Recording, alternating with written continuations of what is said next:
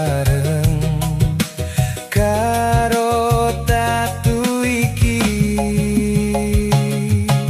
Sawise kabeh sing wis liwat, hubungan atimu karo atiku ora bakal maneh ono rasa tresno iku.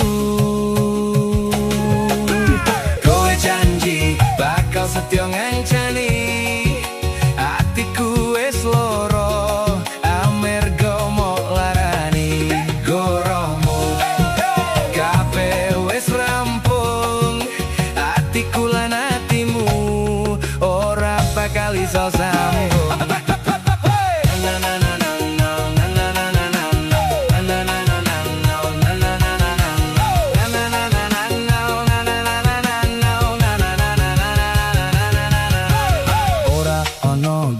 Bali maneh kanggo ngisi kekosongan ning ati iki. Kabeh wis kepungkur bareng karo tatu-tatuku. Kabeh sing wis kedadean antarane atiku lan atimu ora bakal ono rasa tresno maneh.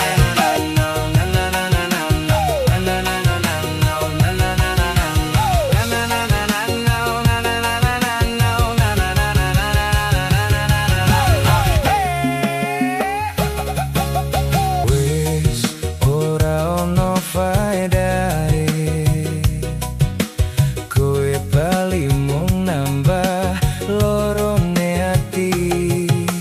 Kabeh wis kepungkur bareng karo tatu iki.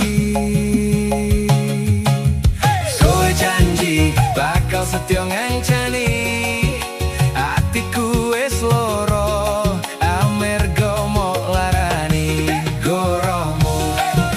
Kabeh wis rampung, atiku lan atimu ora bakal iso sambung.